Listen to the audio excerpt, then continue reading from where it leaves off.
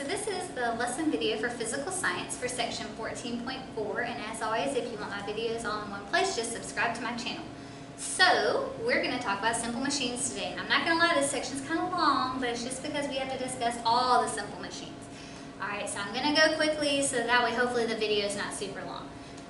So many mechanical devices are a combination of two or more of the 6 simple machines. So there are 6 simple machines. They are the inclined plane, which some of you will call a ramp.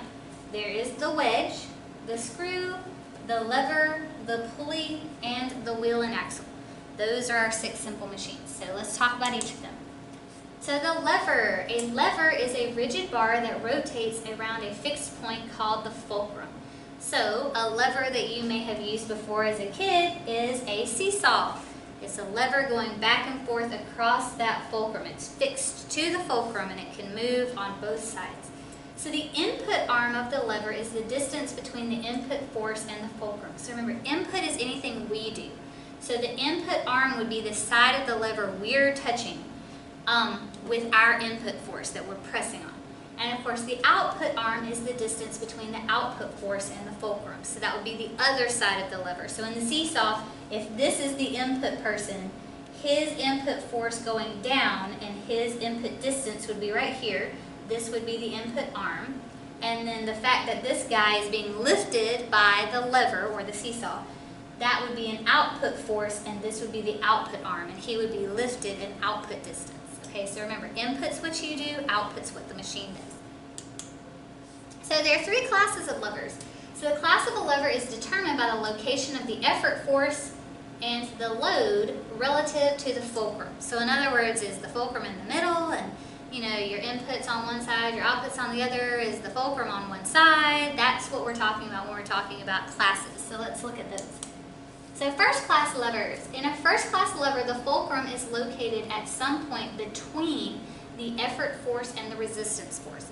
So when we say effort force, that's us. That's us putting an effort on the lever, so think about the seesaw.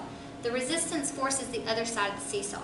So if I'm on the seesaw trying to push down, the resistance force would be the other person that I'm trying to push up. So common examples of first class levers include crowbars, scissors, pliers, tin snips, and seesaws. So instead of trying to memorize every single one of them, I would just pick one to remember in my mind so I could tell the difference. And personally for this one, I would pick seesaw because I can easily remember, okay, fulcrum's in the middle, I'm on one side, I'm the effort, and something else is on the other side, that's the resistance force. A first class lever always changes the direction of the force, so think about that. On a seesaw, if I go down, the other person's going to go up. We don't both go down, that doesn't make any sense. So it always changes the direction of a force. For example, a downward force on the lever results in an upward movement of the resistance force. So again, you would know all of this if you just remember a first class example is a seesaw. So here's an example. You can see here's your effort force pushing down, your fulcrum's in the middle, and your resistance force, of course, is going upward. And so another example is, of course, pliers, because we apply an effort force here, but as we move these, of course, our other sides go in the opposite direction. So fulcrum is between the effort force and the resistance force, which is sometimes called the load. That's why I put load here in parentheses. Alright, so that's first class. So second class. With a second class lever, the load is located between the fulcrum and the effort force. So you have a fulcrum, your load's in the middle instead of the fulcrum, and then you have your effort force. So common examples of second class levers include nutcrackers, wheelbarrows, doors, and bottle openers. I would remember the wheelbarrow. That's the easiest one because you know that when you lift it, it hinges based on the front, like on that wheel. It kind of goes like this when you lift it, and your load is in between you and the fulcrum. The load would be in the middle. So think, you lift it up, and your load is in the middle. A second class lever does not change the direction of the force, because if I have a wheelbarrow, if I lift up, the load's also going to go up. When the fulcrum is located closer to the load than to the effort force, an increase in force or mechanical advantage results. So here's an example. So think about a wheelbarrow. Here's your wheel. And when you lift up, the load, which is in the middle, comes up with you. Alright, and so there you have it right there. So your fulcrum will be right here. When you lift up, it turns like this, your load's in the middle, and then your effort force is on the handles. And so your load is in between the fulcrum and the effort force. So in other words, in first class, the fulcrum's in the middle. In in second class, the load is in the middle. So maybe you can guess where we're going with third class. With a third class lever, the effort force is applied between the fulcrum and the resistance force. So in other words, in third class, the effort force is in the middle. Examples of third class levers include tweezers and sweeping. So I think tweezers is probably the easiest. So think about tweezers. You don't squeeze on one of the ends. You kind of squeeze in the middle.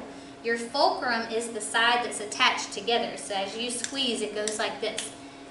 A third class lever does not change the direction of the force. Again, if I squeeze my fingers like this, the ends of the tweezers are also going to go together. Third class levers always produce a gain in speed and distance and a corresponding decrease in force. So as I squeeze, those arms are a little bit further apart, so we get more distance and speed. So here's an example of third class lever, and so if you look, your effort force is in the middle. And so in this case, instead of squeezing down like tweezers, they're having where we lift up, and so your resistance goes the same direction, but notice it's going to move a further distance. All right, and like I said, the best example I can think of for you to remember is tweezers. And so just remember, your effort force is in the middle, in between the fulcrum and the load. So let's move on. It's a lot about levers. So wheel and axle. The wheel and axle is a simple machine consisting of a large disc, which is your wheel, rigidly secured to a smaller disc, which is your axle.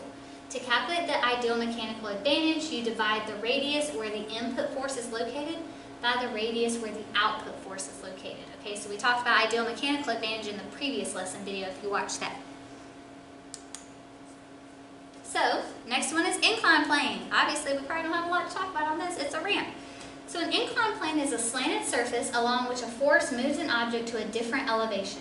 So the reason that an incline plane is a machine, even though it has no moving parts, is because it's easier sometimes to walk something up a ramp than sit there and have to climb over a large distance. Okay, if you can get up a ramp, it makes your work easier, and of course that's the point of a machine. And the mechanical advantage of an incline plane is equal to the length of the slope divided by the height of the incline plane. So you have to think, when you're on an incline plane, you're traveling this distance. So that's always your input distance. Versus the height of it, that's what the machine allows you to change about it, is the height. And so that is your output distance. So while the incline plane produces a mechanical advantage, it does so by increasing the distance through which the force must move. So for an incline plane, you're going to have to travel further, but like I said, it makes your force a little bit less. Because of course, you're just going up a smooth ramp instead of trying to climb up and over something. So next is a wedge. A wedge is of course like an axe. So a wedge is a V-shaped object whose two sides are inclined planes. So whereas an inclined plane, here we'll go back real quick. Whoop, that was ahead.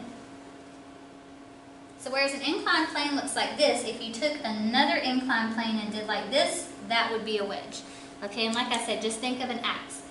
A thin wedge of given length has a greater ideal mechanical advantage than a thick wedge of the same length, since less force is needed. So think about an axe. What do people do? They want to sharpen it because you want that wedge to be really, really narrow.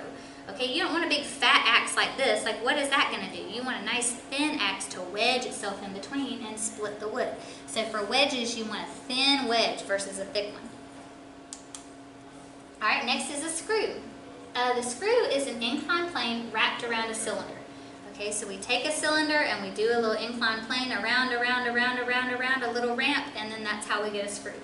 So screws with threads that are closer together have a greater ideal mechanical advantage since it takes less force. So if we're talking about screws, the closer the threads, the easier it'll be to screw in. The further apart the threads are, the harder it is to screw in. It takes more force.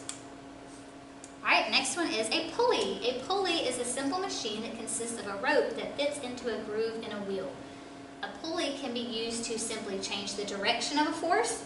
So like if I have something over here and I need to use a pulley so I can pull down and it go up, that would be a directional force, or to gain mechanical advantage depending on how the pulley is arranged. The ideal mechanical advantage of a pulley is equal to the number of rope sections supporting the load being lifted. So the more rope sections you have, the more ideal mechanical advantage you'll get. A pulley is said to be a fixed pulley if it does not rise or fall with the load being moved. A fixed pulley changes the direction of the force, however it does not create a mechanical advantage.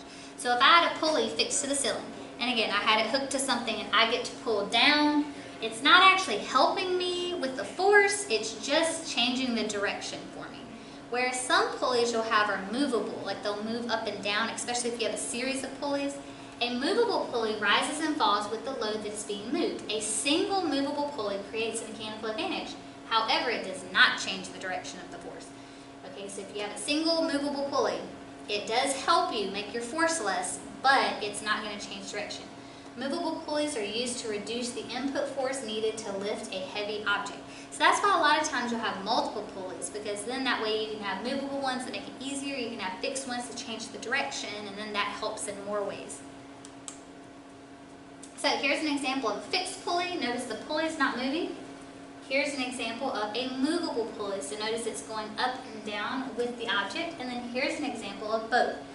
So in this one, we get help with our force because of the movable pulley, but we also get help with direction because sometimes it's just easier to pull down than up. So that's why a lot of times in pulley situations, you'll have more than one pulley. So a compound machine is a combination of two or more simple machines that operate together. All right, so like a bike, you have wheel and axle, you have levers with your bike handles. You have lots of different machines operating together to make that happen. So name the 6 kinds of simple machines and give an example of each. Okay, well there's a lever, you can say seesaw. There is a wheel and axle, you can say a tire on a cart. There is a screw. I don't know what other example to give you than a screw. There is a wedge. An example could be axe. There is an inclined plane. Example could be ramp. And there is a pulley. And again, the only example I can think of is a pulley. All right. So what is the ideal mechanical advantage of a ramp if its length is 4 meters and its height of its higher end is 0.5 meters above its lower end? Okay, so if you watched the previous lesson video, we did ideal mechanical advantage before. All right, so our ideal mechanical advantage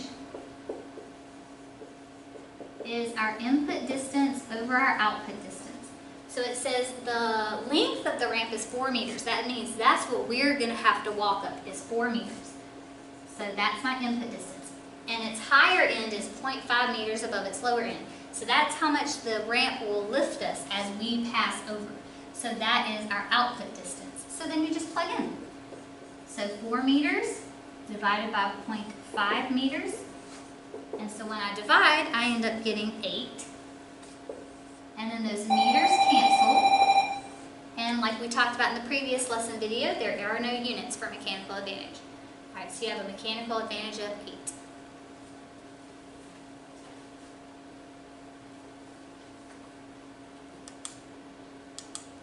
Alright, so it says tightening a screw with a larger spacing between its threads requires fewer turns than a screw with smaller spacing. What is the disadvantage to using a screw with a larger spacing between the threads? Well, remember, even though you might have to turn the screw less times, it's going to take more force. So the disadvantage to using the screw with a larger spacing, because remember we said the closer the threads, the easier it is to screw in. So the disadvantage would be you're going to have to apply more force because the threads are further apart. Okay, you're going to have to apply more force. All right, number 4 says, if you want to pry the lid off of a paint can, will it require less force to use a long or short screwdriver? So think about this. You have a paint can, you're trying to pry it off. Do you want a little short thing where you're trying to do like this, or do you want a long one? The long one gives you more leverage, which is related to lever. Okay, so you want a long screwdriver that gives you more ability to pry that lid open. All right, so you want a long screwdriver. All right, and then it says when the pedals of a bike move through a distance of 0.25 meters. So who's doing the pedals? We're doing the pedals. So that's our input distance. The rear wheel of the bike moves 1 meter. So that's what the bike's doing. So that's the output distance. What is the ideal mechanical advantage? All right, so ideal mechanical advantage is our input distance over our output distance. So I plug in my input distance of 0.25 meters over my output distance of 1 meter. And so of course anything divided by 1 is itself, so I get 0.25. Those meters cancel. And so that is my ideal mechanical advantage. Remember, no units. All Alright, so hopefully that gave you a little bit of information about the 6 simple machines.